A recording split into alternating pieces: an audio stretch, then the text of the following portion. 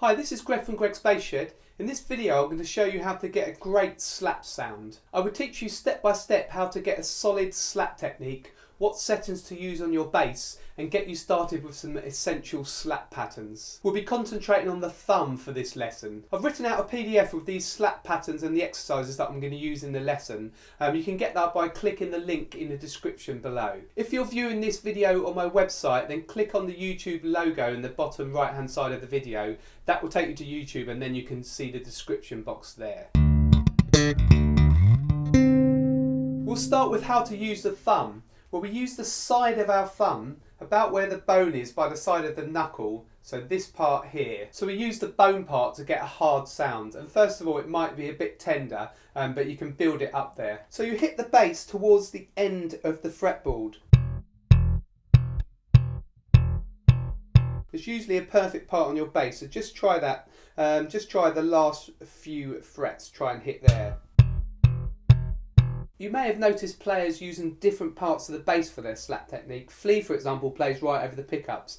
But I suggest that you try first of all at the end of the fretboard, and then once you've established that, try some different places and see if you prefer it. Now, it's really important that the motion comes from the wrist. So you don't want to slap down like that, down and up. You want it to come from the wrist.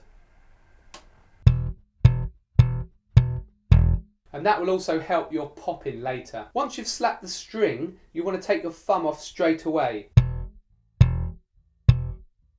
You can slightly dampen with your left hand. If I just take it away, but I slightly dampen here. If you leave it down,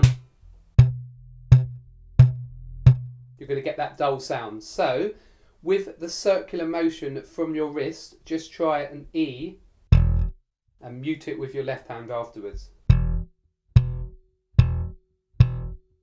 Now this is a good point to talk about what settings to use on your bass for slap.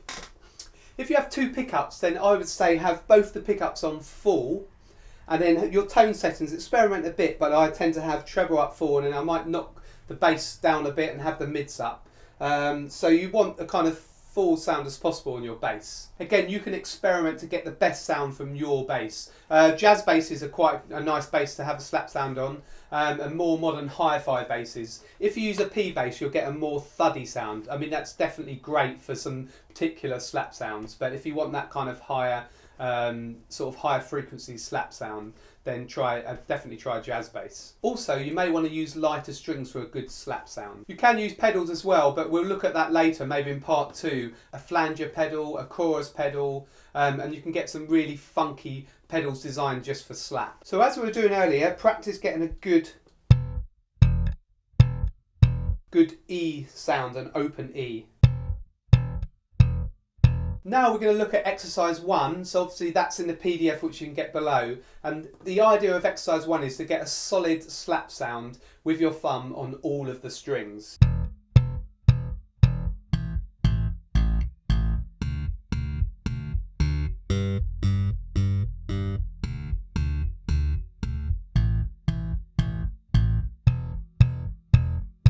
So it's really important that you don't try and master the whole slap technique at once. You really need to get a great basic thumb sound. Even before you try any of the popping or anything else, the thumb is the most important. Some pieces of music just have thumb for the slap sound. It's more common to play the thumb on the E and the A, but you still can use it on the D and the G. So it's good to develop that sound on the D and the G string. Now some of the techniques that we're going to do don't sound that great on the D and the G. It's a bit of a thinner sound, but it can be good within a bass line. Now we're going to practice getting a percussive sound with our left hand. We've tried muting up to now, so just to stop the note, but now we're actually going to get a sound.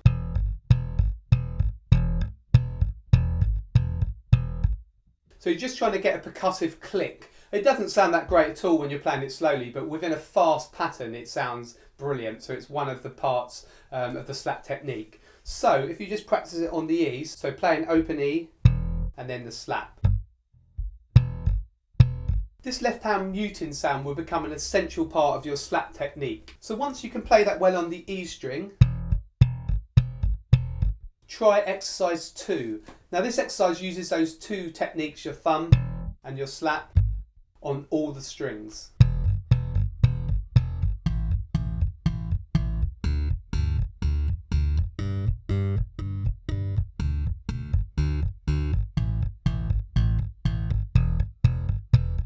The third technique we're going to look at is muting with your left hand while you slap with your right hand.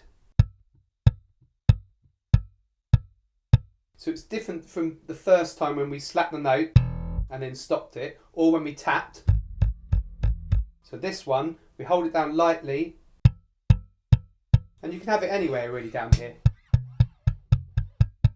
depending on where you're going to play next really. So we'll just try that on the E. So lightly mute the strings with your left hand and play the E. Now try exercise 3. So this uses, so it's an open, muted, open, muted, open, muted, open, muted for all the strings.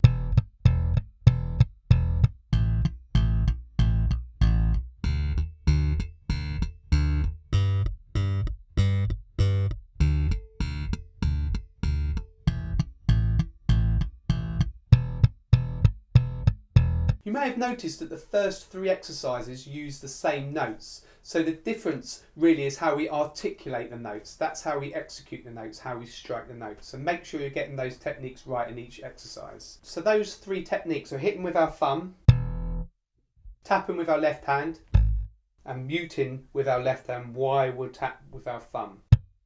Okay? These 3 techniques are the basis of how we create rhythm within our slap lines. So for example, the main riff for Love Games by Level 42, which is obviously played by Mark King, starts this way.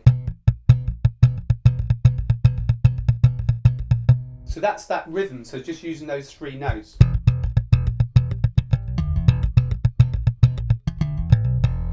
We're now going to do a similar exercise to that bass line, and this is based on the 3 techniques. So have a look at exercise 4.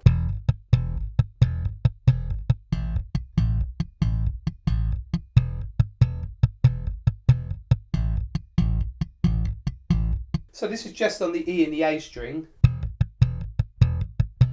And you think of it in groups of 3. They're actually triplets with a 3 written above. So 3 notes fit into 1 beat. So.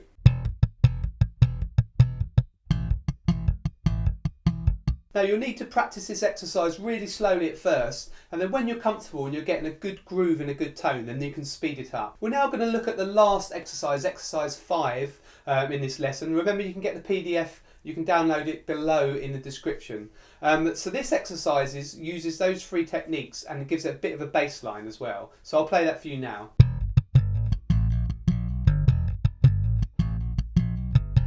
There's an extra technique in this lesson, and that's the hammer-on. You probably play hammer-ons already in your normal finger-style technique.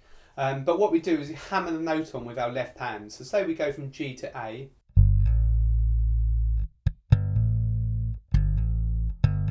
It's similar to the tapping that we did, but we actually make a note here. If you need help with hammer-ons, then I've got a lesson on that. So have a look here, there should be a link up here now. I'll talk you through this exercise now. So we've got the technique pattern first. And then we've got hammer-on. So hammer-on here with our left hand. And then a muted note. And then we move to the A string. So we hammer on to the first fret from the open. And then down first fret with our left hand and mute this note.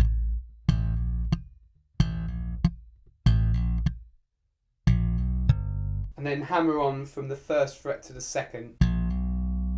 And then play the G, which is the 3rd fret of the E string.